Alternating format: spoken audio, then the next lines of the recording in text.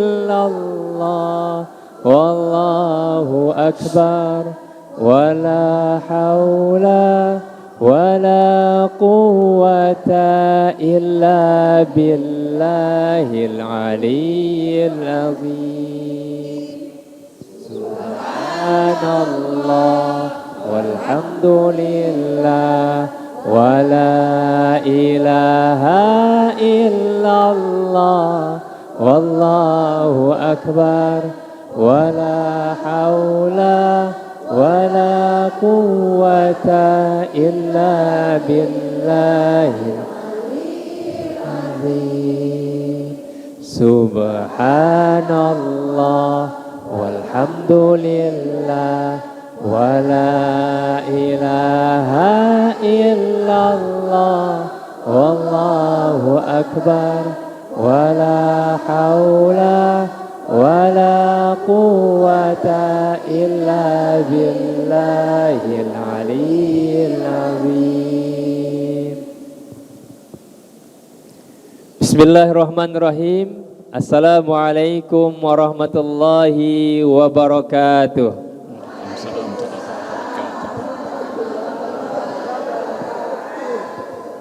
Alhamdulillah alladzi ja'ala asy-syamsa diya'an wal qamara nura. Asyhadu an la ilaha illallah wa asyhadu anna Muhammadan abduhu wa rasuluh. Allahumma salli ala sayidina Muhammad wa ala ali sayidina Muhammad. Puji dan syukur kita kepada Allah Subhanahu wa taala yang hari ini kita menerima indahnya Islam. Ngaji bareng di TVRI.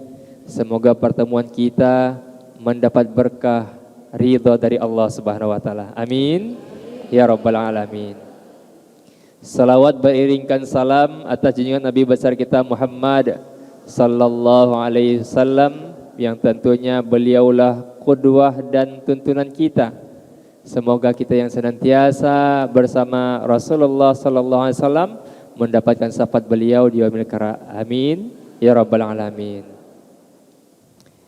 Para pemirsa TVRI dimanapun Anda berada, ya, alhamdulillah pertemuan kali ini, ya, ngaji bareng di TVRI tentunya hadir bersama kita ada Ustazunal Kiram, Al-Ustaz Haji Abdul Latif Khan STMA sebagai narasumber kita yang mulia hari ini. Alhamdulillah beliau telah berhadir di tengah-tengah kita.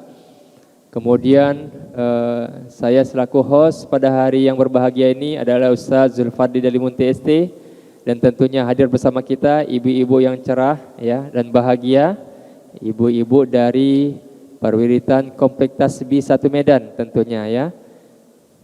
Bundaku yang dirahmati Allah Subhanahu wa taala, Al-Ustazunal Kiram, sebelum kita mendengarkan tausiah dari Ustaz kita, jadi kita lihat ibu-ibu kita ini sepertinya sudah menyiapkan yel-yel ya Bunda, ya. Ustaz Bunda, ya. Boleh didengar Bunda, ya. Ya, kita dengarkan dulu, kita laksanakan dulu, ya. Yel-yel dari TVRI, ya, tentunya, ya. Ngaji bareng di TVRI. Ngaji bareng di TVRI. Ngaji bareng di TVRI. Ya. Ya, baik. Sekarang giliran Bunda nih, ya. Yel-yel Bunda. Baik. Siapa yang akan membawakan? Kami persilakan Bunda. Ya, silakan Bunda, yel-yelnya. Pengajian ibu-ibu Al-Musabbihin Tasbih. Allahu Akbar. Allahu Akbar. Allahu Akbar. Mari kita sambut bulan suci Ramadan. Bismillah. Semangat, semangat, semangat. Alhamdulillah. Baik, alhamdulillahirabbil alamin. Sekali lagi, ngaji bareng di TVRI. Baik Bunda, hari ini ya kita akan mengangkat topik ataupun judul ya di ngaji bareng TVRI tentang kiat unggul di bulan Ramadan. Di bulan apa Bunda? Di bulan Ramadan ya. Alhamdulillah ya. Walaupun dalam keadaan berpuasa tentunya kita tetap semangat Bunda ya. Baik.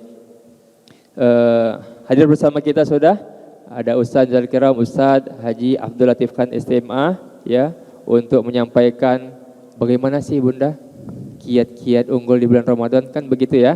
Kita mau lihat penuturan dari Ustaz kita supaya ketika kita menjemput bulan Ramadan yang tamu yang mulia ini kita semangat, semangat, semangat. Pada Ustazul Kiram kami persilakan dengan segala hormat. Baik, bismillahirrahmanirrahim. Assalamualaikum warahmatullahi wabarakatuh. Waalaikumsalam warahmatullahi wabarakatuh. Ini qadarullah ini. Apa yang mau kita bahas adalah bicara tentang Ramadan. Ada apa di Ramadan? Saya sering mengatakan ini project Allah. Ini project prestisius. Jadi kalau ibarat perusahaan, produknya itu adalah, ini adalah pekerjaan atau perusahaan dengan proyek yang paling prestisius, paling ambisius. Karena melalui Ramadan ini, Allah tidak peduli starting point kita dari mana. Dari orang yang biasa bermaksiat, maaf, dari pernah berzina, rajin berzina, rutin berzina, dari pernah korupsi, rajin korupsi, rutin korupsi. Allah tidak peduli itu. Allah tidak peduli kita itu selama ini rajin tahajud, rajin duha, rajin baca Quran, rajin zikir, enggak peduli. Tapi Allah menjadikan starting point go to Ramadan adalah iman. Selama masih ada iman, mari sini. Kira-kira begitu. Apa maksud Allah mari sini? Udah sini aja. Aku merencanakan kalian semua masuk surga. Dan jangan takut yang berdosa, aku maha pengampun. Jangan sok hebat yang sudah beribadah, karena pahala aku yang tentukan, bukan kalian. Kita bisa berharap pahala, tapi pahala siapa yang kasih? Allah. Untuk bisa dapat pahala syaratnya apa? Ya ikut syarat yang Allah tentukan. Pertama, niatmu harus karena aku, tidak ada yang lain. Kedua, ikut aturan yang aku buat. Udahlah, kira-kira ini mohon maaf Ibu, ini saya sampaikan dengan bahasa ngobrol ini. Udahlah, gak usah stres-stres kali.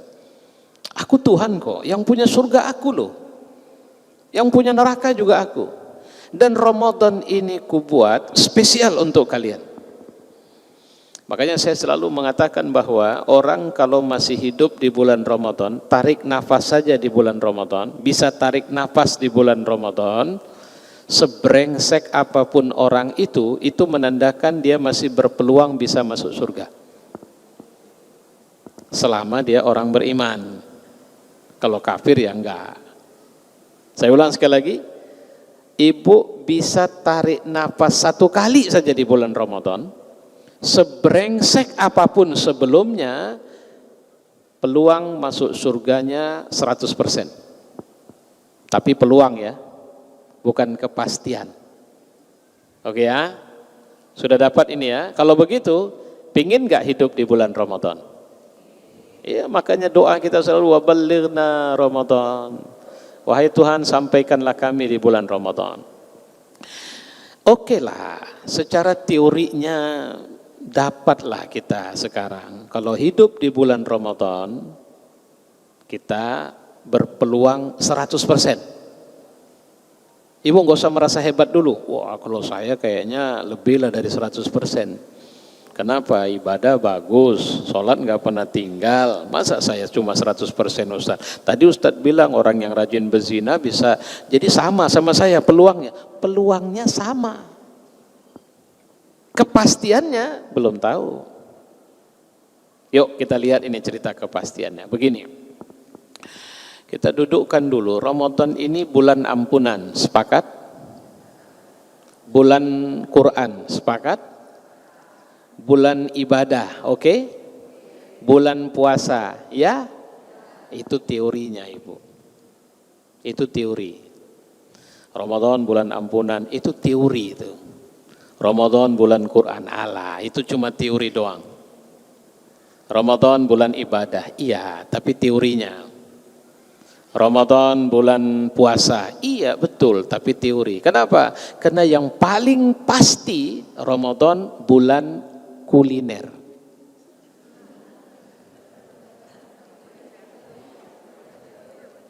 Iya kan? Tunggu Ibu, ini saya aja Ibu nyantai ngomongnya, Ustadz ya.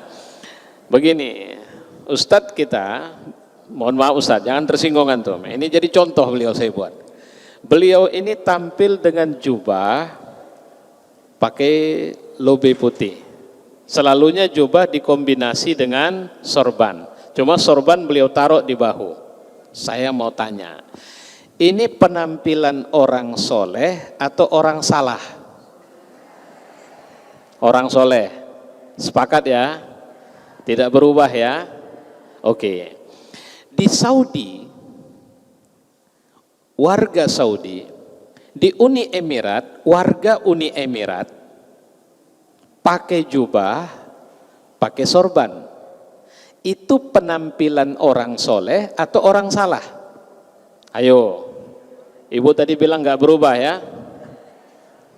Di Saudi itu penampilan orang soleh atau orang salah? Karena Ibu pasti pernah lihat supir taksi penampilannya juga kayak mirip begini kan? Itu orang soleh, orang salah? Oh belum tentu Ustaz. Kalau begitu ini bukan penampilan orang soleh. Ah nggak boleh gitu dong Ustaz. Ya ini faktanya, Ibu juga yang jawab tadi. Ini budaya orang soleh di Indonesia. Budaya berpakaian orang soleh di Indonesia. Oke? Kalau kita geser ke Saudi, udah nggak masuk ini. Ini bukan budaya orang soleh di sana. Ini cara berpakaian orang Arab. Kalau begitu, nah kita pulang lagi dengan cerita Ramadan. Sebenarnya yang setiap datang Ramadan kita lihat, itukah Ramadan atau itukah budaya Ramadan? Karena budaya Ramadannya di Medan atau di Indonesia dengan budaya Ramadannya di Saudi beda lagi. Apakah di Saudi Ramadan bulan kuliner? Belum tentu. Mana lebih meriah? Maulid Nabi atau Isra Mi'raj di Aceh? Maulid Nabi. Mana lebih meriah? Idul Fitri atau Idul Adha? Di mana? Ya, saya belum tanya di Aceh kok. Artinya sebenarnya yang sedang kita nikmati, saya khawatir kita belum menikmati Islam yang seharusnya. Kita hanya menikmati budaya. Kedua, budaya itu belum tentu benar. Setiap Ramadan di Medan ada Ramadan Fair. Itu budaya atau memang begitu seharusnya? Oh tidak. Tidak pernah ada survei, tapi kita boleh berasumsi berapa persen dari yang makan waktu maghrib sampai malam di situ yang ikut sholat taraweh di Masjid Raya. Atau berapa persen yang sholat? Bisa jadi di bawah 50% atau di bawahnya lagi. Kenapa? Karena Ramadan Fair itu menampilkan budaya makan-makan, bukan budaya taraweh.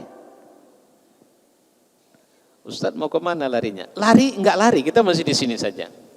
Kita mau cerita tentang gimana kita bisa fresh di Ramadan. Kita harus cari tahu yang punya proyek Ramadan siapa? Allah. Kalau Allah yang punya proyek, ini proyek mau ngapain? Ini proyek mau memberdayakan kita menjadi orang bertakwa. Orang bertakwa itu apa sih Ustaz? Nah begini, kalau cerita takwa kita bicara akhirat, kita bicara dunia.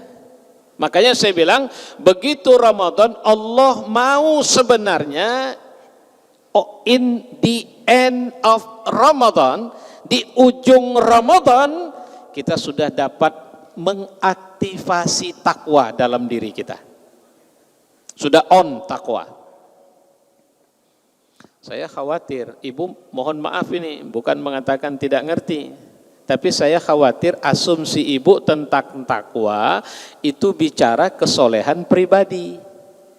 Asumsi ibu tentang takwa itu bicara pahala dan dosa, boleh dan tidak boleh. Asumsi ibu tentang takwa sedikit sekali bicara tentang value, nilai, akhlak, karakter, habit positif.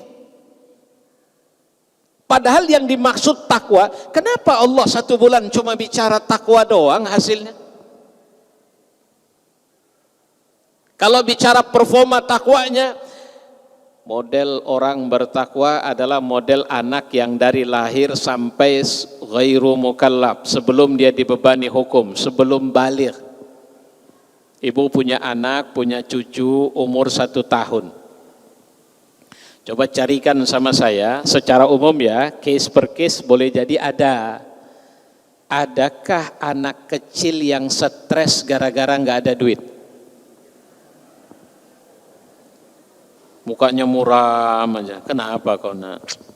Tak ada duit. Nah, pernah? Nggak ada. Ada tidak ada duit, happy. Ada mainan sama tidak ada mainan, hari-harinya bermain.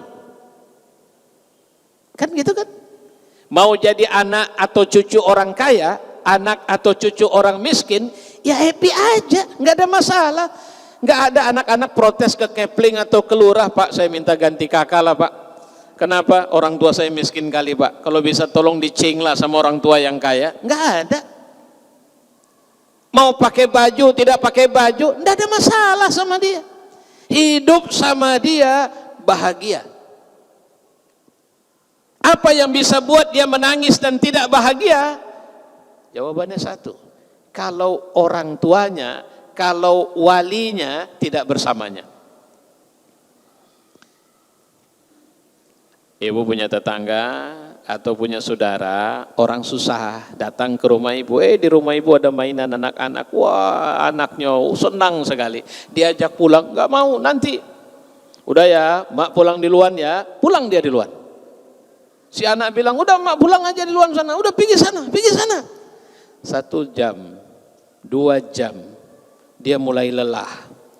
Di saat dia mulai lelah, dia mulai melihat wajah-wajah yang di situ bukan wajah yang akrab selama ini sama dia. Dia mulai bertanya, mana mak?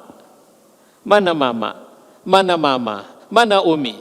Kita bilang, Umi pulang, adik di sini aja. Udah nggak apa-apa. Dia mulai berkaca-kaca matanya. Udah sini aja main. Ini ada lagi mainan lain. Sudah tidak ada indahnya permainan itu. Bukankah di ujung Ramadan Allah mau menjadikan kita manusia fitrah? Artinya kayak ini loh Bu. Manusia fitrah itu artinya manusia yang tidak akan kehilangan dan tidak mau kehilangan. Ya Allah, nggak masalah saya jadi orang kaya, tapi jangan jauh dari saya ya Allah. Boleh saya jadi pejabat, tapi jangan tinggalkan saya ya Allah. Apalah gunanya saya kaya kau tidak bersama saya? Apa untungnya saya jadi pejabat kau jauh dari saya? Atau kau marah dengan saya? Itu loh. Itu karakter pertama.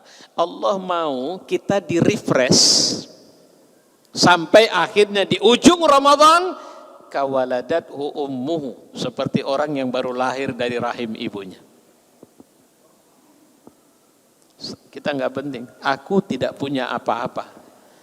tapi aku nyaman hidup karena aku tinggal bersama yang bisa memberikan apa-apa itu kepadaku. Itu karakter yang Allah mau hidup sama kita. Tadi saya bilang, kalau bicara kiat unggul, ini belum bicara kiatnya, ini bicara apa namanya, goalnya, apa tujuannya. Ramadan yang 30 hari itu ibu, yang ibu puasa, yang ibu baca Quran, yang ibu sedekah, yang ibu silaturahim, yang ibu pergi taraweh, yang semua amal ibadah ibu lakukan itu, output yang Allah mau, la'allakum tattaqun, supaya kalian bertakwa. Oke? Ketika bicara supaya kalian bertakwa, apa untungnya takwa di akhirat? Surga. Takwa itu golden key. Itu kunci emas. Buka surga itu. Ibu rajin tahajud, belum tentu masuk surga. Ibu tiap bulan atau tiap tahun pergi umroh, belum tentu masuk surga. Senin Kamis, Ayyamul Bid, ibu puasa, belum tentu masuk surga. Karena tidak sedikit orang puasa mau diet. Tidak sedikit orang tahajud karena mau minta, ya Tuhan aku sakit, ya Tuhan aku sedang, ya Tuhan. Atau tidak sedikit orang tahajud yang laporannya ke Instagram. Tiap hari bicara di sosmed. Alhamdulillah saya tahajud, alhamdulillah saya ini. Artinya apa? Dia tahajud tidak lillah. Dia melakukan semua kebaikan hanya berharap pujian makhluk. Tapi kalau orang bertakwa, dia lakukan itu cuma satu sebab, karena Allah saja. Maka itulah mereka yang masuk surga. Itu disebut dalam surah Ali Imran ayat 135 dan seterusnya. Itu bicara rentetan orang bertakwa. Wa'iddat lil muttaqin. Apa yang disediakan untuk orang bertakwa? Surga. Apa yang didekatkan untuk orang bertakwa? Surga. Oke? Cuma masalahnya, apakah takwa cuma untuk kalau ibu berharap surga, apa yang akan ibu lakukan? Nah, masalah saya miskin, yang penting pahala banyak, yang penting ibadah tinggi. Sekarang kita orang-orang di luar Islam jauh lebih kaya dari kita. Ya biarin saja, itu kan surga mereka. Yang penting kita tetap ibadah supaya dapat pahala banyak. Nanti mati kan masuk surga. Akibatnya apa? Negeri-negeri muslim menjadi negeri miskin penduduknya. Negeri-negeri muslim menjadi negeri yang tidak bahagia penduduknya. Sorry Bu, sekarang ini di negeri kita kalau sakit stres ibu. Duit tidak ada, rumah sakit besar banyak, dokter hebat banyak, tapi duduk cuma nengok muka dokter sudah harus sekian ratus ribu. Dari mana duit Pak Ustadz? Kita coba cari loh, ada nggak negara yang rakyatnya sakit, di mereka tidak perlu mengeluarkan biaya besar, atau mereka tidak mengeluarkan biaya? Ada. Negara mana? Mayoritasnya negara dengan penduduk yang minoritas muslim. Kalau minoritas muslim mereka mengelola negara seperti itu, bahkan ada negara yang sudah lebih 7 tahun penduduknya bahagia. Coba bayangkan, ibu pingin nggak tinggal di satu negara yang bahagia hidup di situ? Ibu lapar, nggak bisa usaha sendiri, ada yang ngurus. Ibu nggak, bahkan itu negara tidak mengizinkan rakyatnya tidak punya rumah. Kalau ada yang belum punya rumah, walaupun tinggal di rumah saudara, negara mensubsidi dia sampai bisa beli rumah. Tahu ibu, negara apa itu? Finlandia. Rakyatnya bahagia. Coba cari tahu berapa persen orang Islam tinggal di sana. Apakah presidennya atau pemimpin-pemimpinnya muslim? Tidak. Apa yang hilang dari kita dibanding dengan mereka? Kalau begitu, itu saya bilang, takwa yang tidak teraktivasi atau takwa yang tidak hidup dalam urusan keseharian di dunia. Ramadan itu bulan latihan takwa di 24 jam. Takwa dalam urusan harta, berinfak. Takwa dalam urusan pribadi, malam hari, man qama ramadana, man qama lailata ramadan imanan wahtisaban. Siapa-siapa yang mendirikan solat di malam Ramadan dengan iman dan ihtisaban, ghufira lahu ma taqaddama min zambih. Malam, siang, sore, pagi, Allah mau kita mengupgrade diri kita. Ayo sini. Nggak bisa Ustaz. Kenapa? Setan payah Ustaz. Oke lah, saya tarawih memang senang kali saya. Apalagi kalau Ustaz yang ceramah. Saya tunggu itu, saya tanya jadwal Ustaz kalau ceramah, kapan? Tapi kalau sudah yang lain, saya pun malas. Memang setan ini, bukan setan, ibu lah setannya. Baik Ustaz, nampaknya semakin hangat pembicaraan kita ya kan. Baik, okay. Nanti dilanjutkan, karena terakhir masa saya bilang ibu ini semua setan kan? Iya benar Ustaz. Bukan, maksud ini saya selesaikan dulu ya. Boleh Ustaz. Nanti yang mungkin akan saya sampaikan, setan dibelenggu Allah di bulan Ramadan. Nanti kita cari tahu kenapa Allah belenggu. Oke Ustaz, saya balikkan ke antum. Baik, alhamdulillah. Ngaji bareng di TVRI. Ngaji bareng di TVRI. Ngaji bareng di TVRI. Baik, alhamdulillah. Selanjutnya kita akan kembali lagi selepas yang satu ini, Bunda.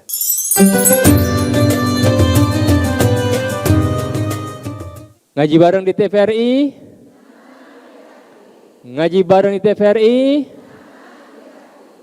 Ngaji bareng di TVRI.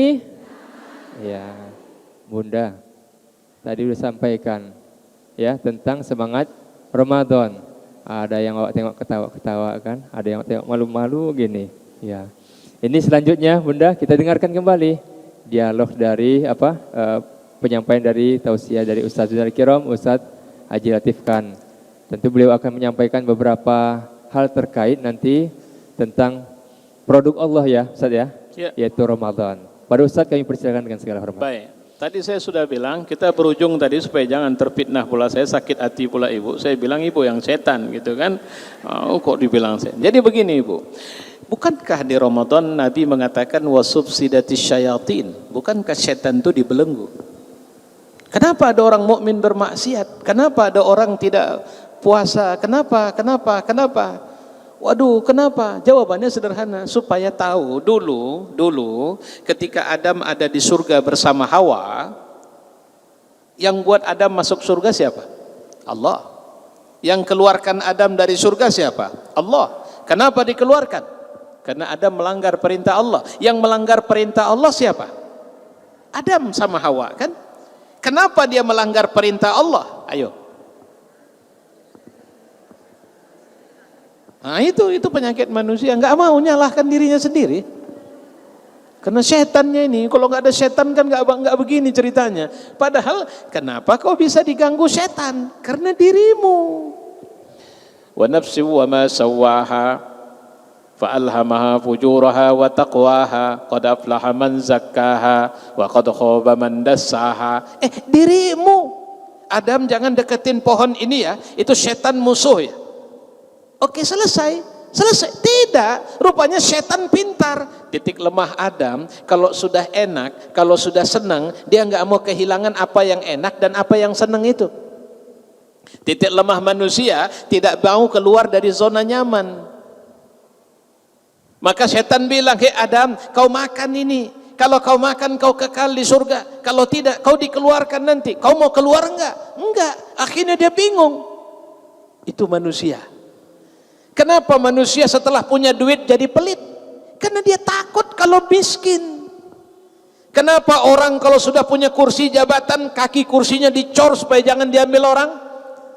Karena takut ya itu diambil orang.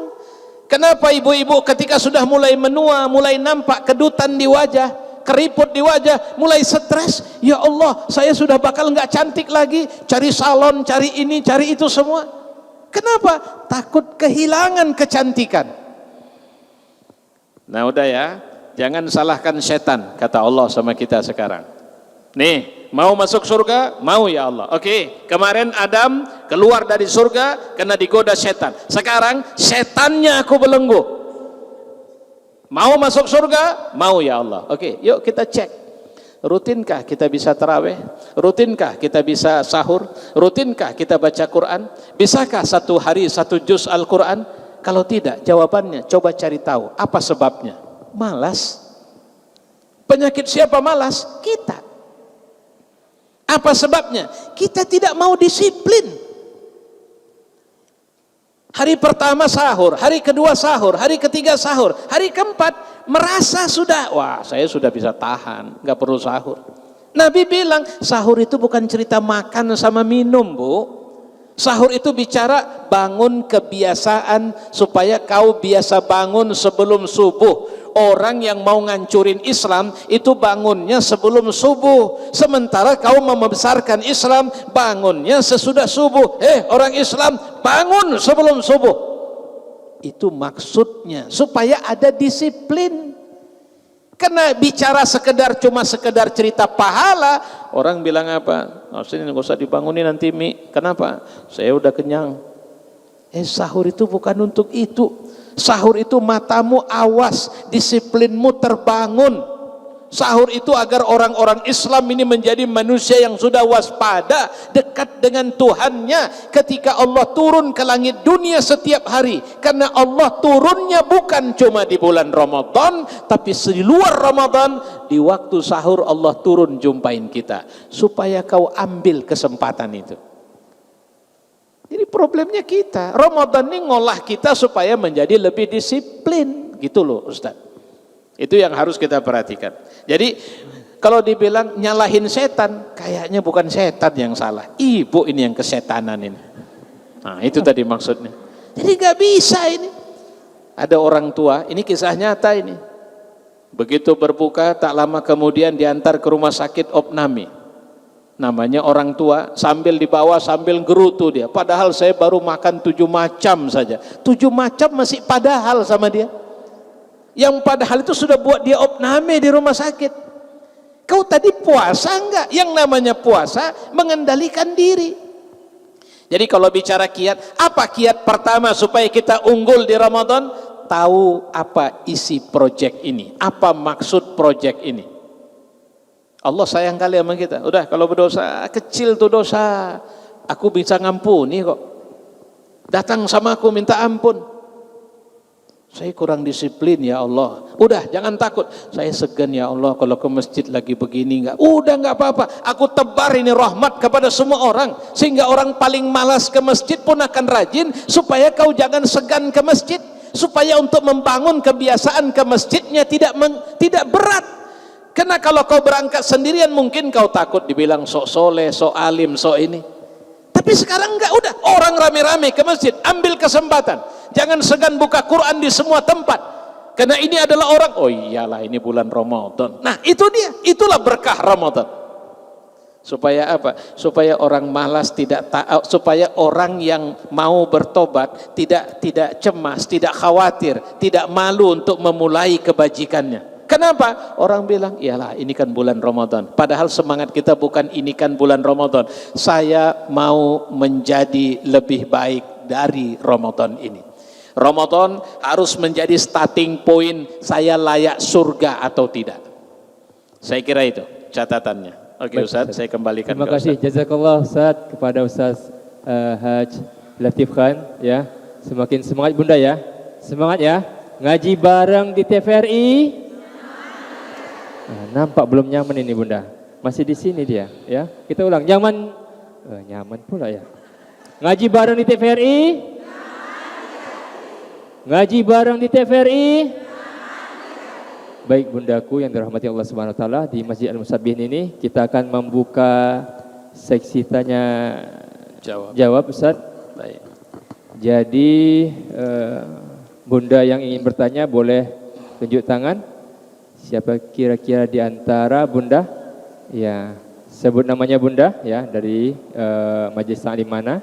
Assalamualaikum warahmatullahi wabarakatuh. Waalaikumsalam warahmatullahi wabarakatuh. Nama saya Nani. Saya mau bertanya Pak Ustadz. Seandainya kita pas bulan puasa, saya nggak ke masjid, tapi sholat di rumah, apakah boleh Pak Ustadz?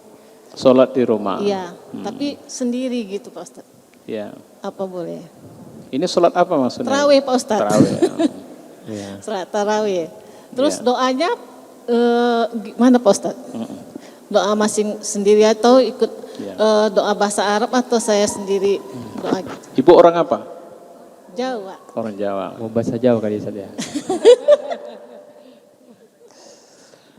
Baik, saya jawab langsung, Ustaz. Langsung, Ustaz. Baik, Assalamualaikum. begini, tarawih itu amal sunnat. Jadi ada amal prioritas di bulan Ramadan. Pertama, tidak bisa tidak puasa, tentu dengan beberapa catatan. Itu amal yang semua dapat.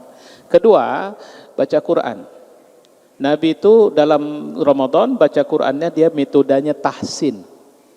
Jadi ibu, jangan tadarus orang goblok sama orang tolol. Tadarus orang goblok sama orang pintar, orang tolol sama orang pintar, supaya yang salah dibetulin, yang bengkok dilurusin. Itu ya. Oke. Ketiga, sedekah. Nabi itu di bulan Ramadan sedekahnya seperti angin. Ibu, jangan tengok seperti angin. Seperti angin maksudnya sering.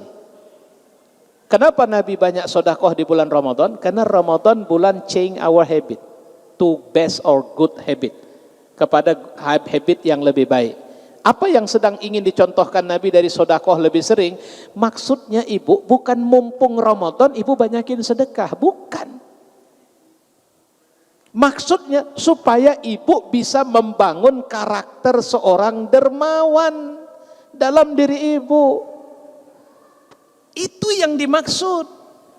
Karena kalau sekedar di bulan Ramadan dia bersedekah, habis Ramadan berhenti. Datang lagi orang miskin, Pak, Bu, izin saya mau minta sedekah. Oh sorry, udah habis Ramadan. Hiduplah kau 100 tahun lagi, insya Allah saya kasih. Tidak. Kenapa Nabi memperbanyak sedekah di bulan Ramadan? Ngasih tahu sama kita, supaya karakter itu hidup. Siapa Nabi? Duitnya enggak banyak, tapi sedekahnya paling banyak. Orang nggak minta saja dia kasih, apalagi orang minta. Kalau bahasa orang nggak minta dia kasih, apalagi orang minta. Jadi memberi di bulan Ramadan, prioritas utamanya adalah bangun karaktermu untuk jadi dermawan. Kasih sama orang yang mereka itu pertama butuh, kedua nggak butuh, tapi sebagai hadiah. Ibu undang tetangga, izin Bu datang ke rumah nanti buka, izin saya minta tolong kali Ibu jangan masak lah malam ini. Izin saya minta tolonglah anak-anak semua bawa ke rumah. Kenapa? Saya pingin melayani kalian tetangga saya. Bukan bicara dia lebih miskin dari kita, tidak. Tapi aku mau ikram tetangga nih. Nah itu maksudnya. Ada ibu yang punya kebiasaan, berapa ustadz di Masjid Al-Musabbihin yang ibu tahu ngajar di masjid, pernah enggak ibu undang ke rumah ibu satu hari, sekali aja? Ustadz izin, Ustadz datanglah ke rumah. Mohon maaf Ustadz, buka bersama, bawa keluarga. Berapa Ustadz? Ada berapa puluh Ustadz di Masjid Musabbihin, minta nomor kontaknya, suruh datang. Bukan saya suruh lantas ibu buat bulan ini, enggak, itu contoh saja. Saya mau ikram ulama. Ada satu daerah yang penghormatan kepada ulama luar biasa. Habis sholat Jumat, Ustadz ke rumah saya, makan siang di rumah. Itu contoh. Yang keempat, yang dianjurkan kita dilakukan di bulan Ramadan adalah Qiyamul Lail. Nah, itu yang ibu lakukan tadi. Ustadz saya enggak ke masjid, boleh enggak di rumah? Yang ngelarang siapa? Boleh ibu. Ibu boleh sendiri sholatnya, ibu boleh berjamaah sholatnya, ibu boleh pindah-pindah masjid kalau ke masjid. Silakan urusan ibu. Yang penting niat ibu taqarrub ilallah, mendekat sama Allah. Saya kalau di Musabbihin malam ini Ustadz, nanti habis ini saya pindah ke Masjid Agung, habis itu saya ke Masjid Raya, habis itu saya masjid di kampung sana, habis itu saya ke sana. Up to you, tak ada masalah. Saya Ustadz terus terang, satu malam dalam seminggu saya harus sholat bersama keluarga di rumah. Saya tidak peduli Ustadz, walaupun masjid dekat, tapi saya mau rumah saya juga ada tarawih. Silahkan. Saya enggak enak kalau dalam jamaah Ustadz. Saya bisa merasakan kenyamanan kalau saya sholatnya sendiri. Lakukan. Ustadz saya sholatnya 11, silahkan. Ustadz saya lakukan sholatnya 23, silahkan. Ustadz saya 8 dulu, habis itu saya tidur, nanti semalam saya sholat lagi sebanyak-banyaknya, silahkan. Perbanyak sholatmu. Itu dia. Jadi enggak ada masalah. Doanya apa? Itu saya tanya tadi ibu orang apa? Pakai bahasa Jawa pun bisa. Apa? Ibu orang Mandeling, bahasa Mandeling. Ibu orang Aceh, bahasa Aceh. Kenapa? Yang buat ibu bisa berbahasa itu Allah. Ada orang mau doa, dia berdoa tak jadi, dia turunkan tangannya, menitis bercucur air matanya, tidak keluar kata dari mulutnya, tapi Allah tahu dia bilang apa. Jadi enggak usah sungkan. Enggak, yang subhanal malikil ma'bud itu maksudnya Ustaz. Apa perlu dibaca? Enggak, zaman Nabi juga tak adanya itu. Apa salah kalau dibaca rupanya kalau enggak ada zaman Nabi? Enggak ada cerita salah-salah di situ. Udah, ibu bisa baca itu baca, tidak bisa baca itu tidak ada masalah. Yang penting ibu qiyamul lail. Tak bisa qiyamul lail juga enggak apa-apa, karena tidak berdosa. Yang tak boleh, yang pasti berdosa, ibu tak sholat wajib, kecuali lagi sedang halangan. Saya kira itu jawabannya. Baik. Baik, Bunda. Tentunya kita akan lanjutkan ya dialog untuk selanjutnya setelah yang satu ini. Insyaallah.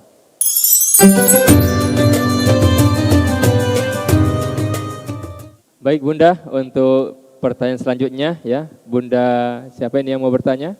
Yang terpenting adalah bukan nyalahkan setan Ustaz ya, pertanyaannya ya. Ya silakan Bunda.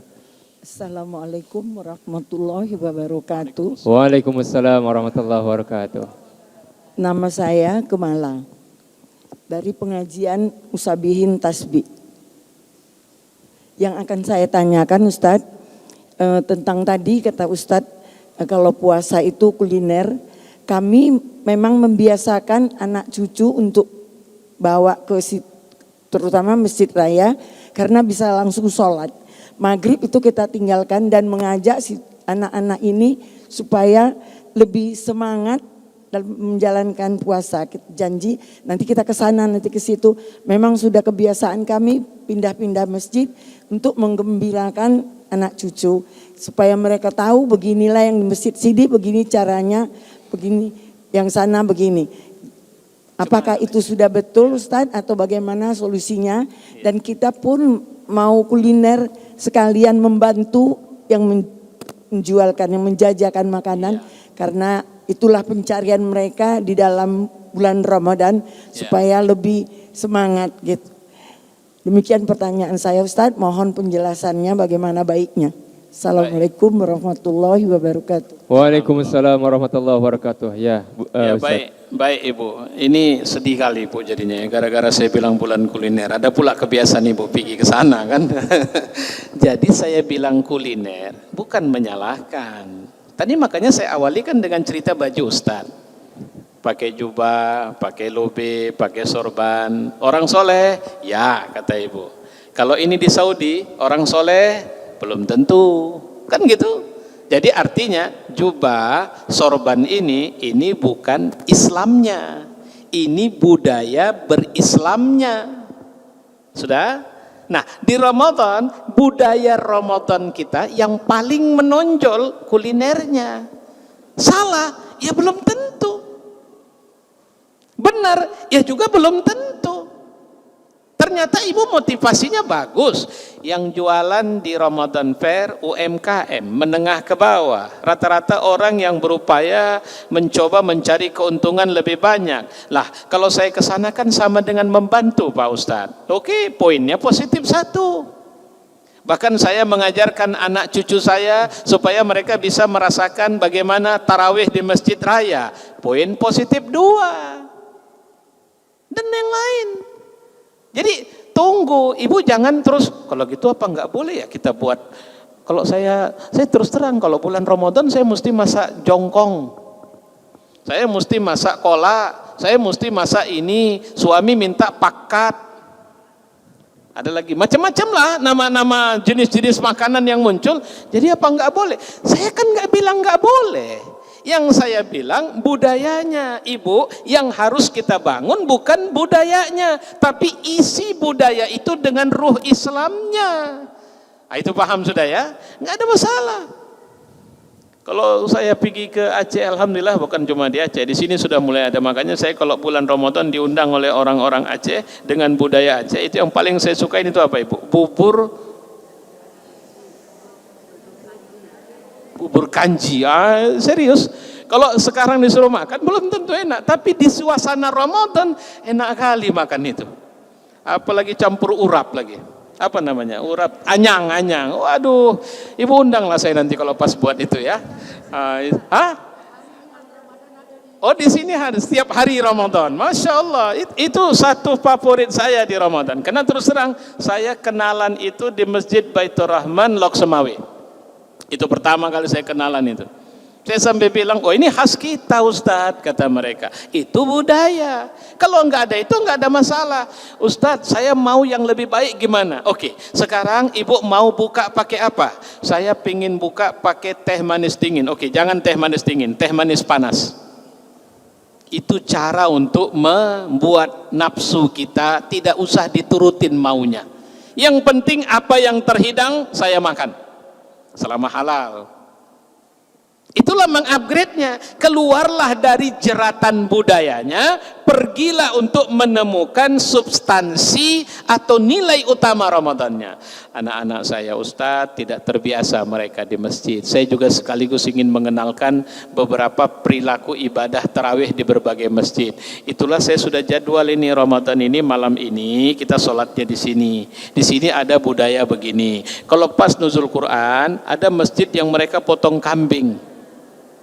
Mereka ngadakan, atau pas khataman Quran mereka akan buat makan bersama. Itu budayanya bagus. Anak saya bawa ke sana supaya mereka bisa merasakan suasana Islam, ketimbang mereka duduk di kafe, ketimbang mereka pergi ke plaza-plaza sama teman-teman mereka. Hampir pasti mereka tidak terkontrol. Nah itu dia. Jadi ibu sudah bisa paham ya bu, tidak mengenafikan bahwa saya tidak sebut budaya itu negatif. Saya cuma bilang itu budaya. Yang benar yang mana? Itulah yang kita jelaskan tadi. Apa yang harus kita lakukan? Sebenarnya Ustadz kalau ada waktu sedikit. Sekarang ini mungkin yang saya perlu sampaikan. Ibu jelang Ramadan ini coba buat tabulasi diri. Itu yang pernah saya kira kalau kita udah ngaji sekian tahun selalu saya sampaikan di ujung pengajian jelang Ramadan. Coba jika aku mati sekarang, aku masuk surga atau masuk neraka? Putuskan sendiri. Kalau jawabannya kayaknya masih masuk neraka, tanya, tulis, kenapa? Jawabannya karena dosa. Apa dosa yang sudah kau buat? Yang menurutmu pasti masuk neraka. Ini, sebutkan. Jangan ada orang lain tahu, tapi akui di dirimu. Setelah itu, tanya kepada dirimu, masih mungkinkah masuk surga? Mungkin. Bagaimana caranya? Taubat. Setelah taubat, apa yang harus aku buat? Itulah yang harus ibu lakukan di Ramadan. Allah itu tidak zalim sama kita. Allah itu keren. Dia sayang sama kita, dia peduli sama kita. Dia tidak pernah mau memburuk-burukkan kita. Tapi kita sendiri yang jarang sekali mau ikut dan tunduk kepada Allah. Saya kira itu penjelasannya Bu. Terima kasih. Alhamdulillah ya. Baik Terima Bunda. kasih Ustaz atas penjelasan. Sama-sama Ibu. Ya. Selanjutnya pertanyaan ketiga Bunda ya. Sebelumnya kita apa dulu? Mic-nya? Ya. Baik Bunda, sebutkannya nama Bunda. Tes. Terima kasih atas kesempatan yang diberikan kepada saya. Bismillahirrahmanirrahim. Assalamualaikum warahmatullahi wabarakatuh. Waalaikumsalam warahmatullahi wabarakatuh. Kami hormati Bapak Ustadz dan ibu-ibu hadirin semuanya. Saya ingin bertanya tentang tadi berhubungan dengan budaya orang Indonesia yang kita lihat agak berbeda dengan budaya orang di luar. Yang saya ingin tanyakan kepada Ustadz gini, mengapa sudah bertahun-tahun Ustadz memberikan ceramah kepada jemaah, tapi jemaah di Indonesia terutama saya lihat di Medan ini tidak ada perubahan. Misalnya gini, di awal Ramadan mereka berduyun-duyun, di awal Ramadan ke masjid, pertengahan sudah mulai berkurang, di akhir mulai sepi, padahal di situ malam Lailatul Qadar di 10 malam terakhir. Mengapa kalau mereka berada di misalnya berada di luar negeri, misalnya di Mekah misalnya, di tanah suci, mereka bisa menjalankan itu gitu ya, menjalankan perintah itu sesuai dengan mungkin yang dianjurkan bahwa di 10 malam terakhir itu pahalanya lebih banyak. Saya mungkin apakah itu ada kegagalan dari ustadz-ustadz untuk memberikan ceramah tidak sampai kepada masyarakat ya. Baik. Kemudian nah itu yang tadi berhubung dengan ya itu makanan juga seperti di Musabihin ini. Kalau mau buka puasa itu ada 1.000 orang. Begitu sholat maghrib itu mungkin sekitar 300 orang mungkin atau 200 orang. Itu yang pertama. Pertanyaan saya yang kedua, saya ingin menanyakan kepada Ustadz tentang surat yang mewajibkan itu kita puasa adalah di surat Al-Baqarah. Yang saya ingin tanyakan, mengapa di ayat yang 186 ada kalimat Bismillahirrahmanirrahim. Wa iza sa'alaka ibadi anni fa inni qarib ujibu da'watad da'i iza da'an fastajibu li wal yu'minu bi la'allahum yarsyudun. Saya mohon penjelasan dari Ustaz. Terima kasih. Assalamualaikum warahmatullahi wabarakatuh. Waalaikumsalam warahmatullahi wabarakatuh. Ya Ustaz, pada Ustaz kami persilahkan. Jadi begini Ibu, saya pikir Ibu sudah pernah pergi ke Mekah, Madinah. Ibu begitu nyampe landing habis maghrib. Semua urusan imigrasi selesai, biasanya kita mulai jalan lepas Isya. Capek Ibu, 8 jam di pesawat. Tapi begitu sampai ke sana, setelah selesai kemas hotel, mayoritas jamaah walaupun diinstruksikan untuk istirahat, mereka tidak mau. Mereka go to Masjid Nabawi. Mereka sholat, mereka sujud syukur dan sebagainya. Oke, baiklah, sudahlah, nggak apa-apa. Mereka melaksanakan ibadah keliling menikmati suasana masjid yang sudah selesai sholat Isya, mereka balik ke kamar. Lelah, tidur, tapi jam 2:30 mereka sudah bangun. Mereka bergegas berangkat ke masjid kembali. Dan itu menjadi rutinitas harian selama di sana. 2:30, jam 3, 2:30, jam 3. Kalau jam 4 rasanya sudah ketinggalan. Ayo nanti terlambat. Apa yang Ibu maksud dengan terlambat? Tidak dapat saf di dalam masjid. Pertanyaannya, begitu Ibu pulang ke rumah, masjid itu, ini kalau pakai bahasa kasarnya, orang ngobrol di warung lah, di depan hidung ibunya masjid itu. Nah, kira-kira begitu. Tapi jangankan ke masjid, keluar kamar pun tidak Ibu. Kenapa? Jawabannya berkah. Kalau saya terjemahkan kata sakral, dalam istilah kajian ilmiah itu ada sakralitas ruang, ada sakralitas tempat. Ruang itu tempat, ada sakralitas waktu. Yang sakral itu akan menjadi magnet. Selemah apapun, selama ada potensi magnet atau besi atau logam di situ, maka magnet itu akan menariknya. Tapi dengan catatan, berapa kadar logam di situ? Apa maksudnya? Ibu, kenapa orang bisa berburu pergi ke masjid jauh sebelum subuh di Masjid Nabawi dan Masjidil Haram? Berkah. Tempatnya itu menjadi magnet menarik kita ke situ. Begitu nyampe rumah, hilang itu. Karena tidak ada magnet penariknya lagi. Atau ada daya magnet tapi lemah. Ramadan itu, Ramadannya itu magnet.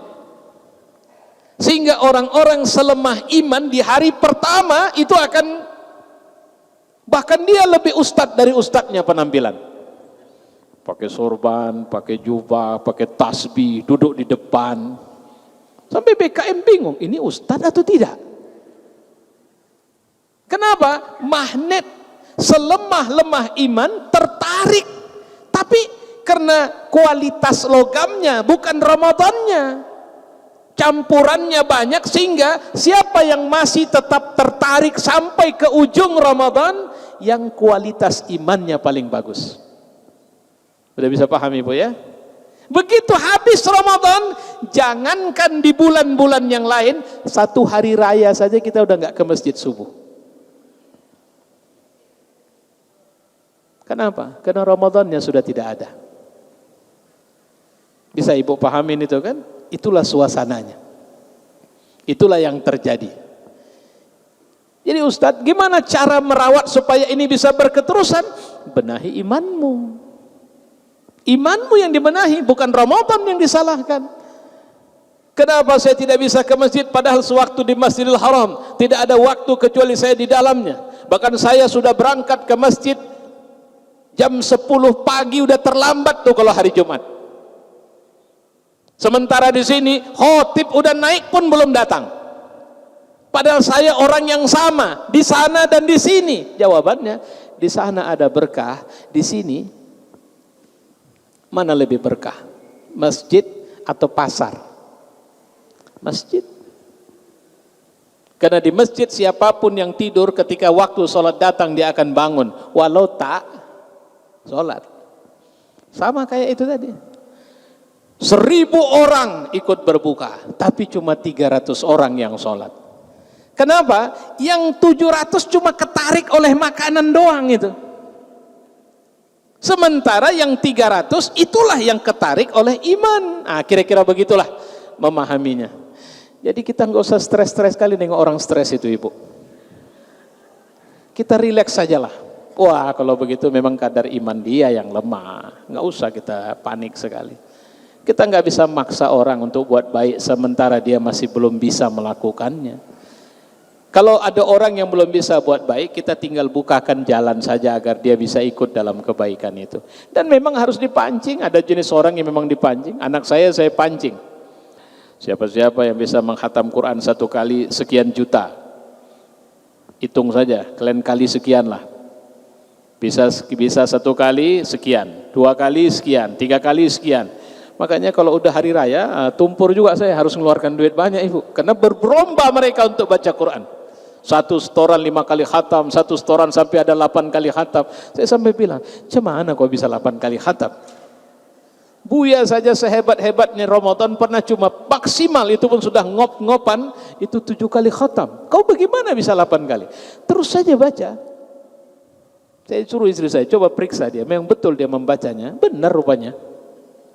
Tapi apa motivasinya? Itu tadi, ada motivasi karena hadiah. Enggak apa-apa karena namanya masih anak-anak. Masjid Musabbihin buat target buka bersama 5.000 orang. Ya biarin aja yang datang cuma mau makan, enggak ada masalah. Orang targetnya buka bersama. Bukan targetnya buka dan sholat maghrib bersama. Nah, kalau sholat maghrib bersama, jangan kasih nasinya sebelum sholat. Nah, kira-kira begitu contohnya.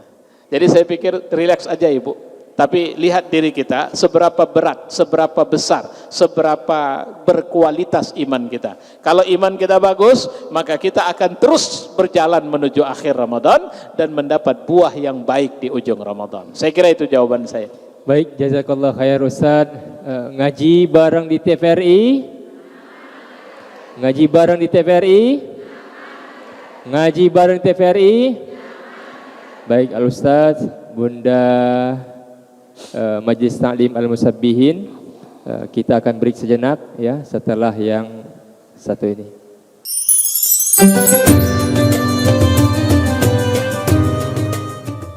Bismillahirrahmanirrahim. Ngaji bareng di TVRI? Baik, untuk pertanyaan selanjutnya kami persilakan kepada Bunda untuk memperkenalkan nama. Ya, silakan Bunda. Bismillahirrahmanirrahim. Assalamualaikum warahmatullahi wabarakatuh. Waalaikumsalam warahmatullahi wabarakatuh. Yang kami hormati tentunya Pak Ustadz yang sudah memberi pencerahan kepada kami para ibu-ibu pengajian di Musabihin. Ada satu pertanyaan dari saya Pak Ustadz. Yang tadi sesuai dengan judul yaitu bagaimana ketangguhan kita dalam menghadapi bulan puasa. Dari awal saya sudah mendengar tadi Ustadz mengulas masalah budaya, masalah bagaimana niat kita. Tetapi tolong kami diberi juga trik-trik bagaimana kami dan bisa menularkan kepada keluarga ketangguhan apa yang kira-kira bisa kami tularkan kepada anak-anak kami, kepada keluarga kami dalam menghadapi bulan puasa. Tadi Ustadz katakan adalah menguatkan iman, bagaimana kita bisa tertarik pada magnetnya. Gitu. Jadi mungkin ada trik-trik lain yang bisa kami tularkan kepada keluarga mumpung ini dalam menghadapi puasa. Ya. Terima kasih. Assalamualaikum warahmatullahi wabarakatuh. Waalaikumsalam warahmatullahi wabarakatuh. Saya mohon maaf, mungkin jawaban saya sekaligus closing statement dari kajian kita hari ini. Begini Ibu, Ramadan harusnya menjadi bulan resolusi kita bagi keluarga. Anak-anak, cucu-cucu saya, ayo duduk sini. Kira-kira ini contoh ini. Maukah kalian bersama terus? Atau apakah kalian bisa terima kalau besok oma, nenek, jidah meninggal? Wah, pasti mereka sedih. Maukah kalian kita bersama terus? Mau? Bersama di surga atau bersama di neraka? Bersama di surga. Oke. Mau nggak kita saling tolong menolong supaya bisa masuk surga sama-sama? Karena untuk masuk surga harus tolong menolong. Untuk masuk neraka nggak apa-apa, masing-masing jalan silahkan. Karena ambil ancakmu. Nah, yuk Anak-anakku, cucu-cucuku sekalian, Ramadan besok datang. Kalau saya nganjurin, mohon maaf ibu, ini bukan anjuran agama. Ibu panggil tuh keluarga ibu 1 hari sebelum Ramadan, kumpul semua sini. Atau grupnya lah diaktifkan. Mari sini. Yuk kita saling tolong menolong untuk jadi yang terbaik di Ramadan ini. Si Anu, masalahmu, ayo sholat subuh masih payah kan? Ayo kita ingatin ya, jangan marah. Nanti kalau si abang bangunkan jangan marah ya adik ya, supaya kita sama-sama masuk surga, supaya kita sama-sama punya rumah yang sama, saling kunjung di tempat yang baik. Karena terus terang, nenek belum tentu hidup sampai Ramadan tahun depan, habis Ramadan belum tentu. Ayo kita hidupkan suasana kebersamaan ini. Kira-kira begitu. Buatlah resolusi keluarga. Kami adalah keluarga surga, kami adalah keluarga Quran. Bagaimana kalau kita buat sekali khatam Quran di rumah? Kita bagi, si Anu baca surat ini, si Anu baca. Kan sering begitu kita kan? Buatlah. Bagaimana kalau satu hari kita pergi atau kita mengumpulkan saudara-saudara kita yang susah? Siapa yang saudara kita susah? Kita undang makan di rumah kita. Dan kita siapkan hadiah untuk hari raya bagi anak-anaknya. Kita tanya diam-diam berapa ukuran kakinya supaya kita belikan sepatunya. Kita tanya berapa size bajunya supaya kita belikan. Jadikan saat Ramadan hari surprise dari kita untuk mereka. Resolusikan itu di awal Ramadan. Kira-kira begitu ibu. Jadi artinya apa? Cobalah mulai bicara dengan diri kita sendiri atau dirimu sendiri. Siapa kau di Ramadan ini dan setelah Ramadan nanti? Bisakah aku lebih baik? Karena ada ibu yang sudah dapat bocoran kapan meninggal? Belum ada kan? Artinya kita nggak pernah dikasih tahu kapan meninggalnya.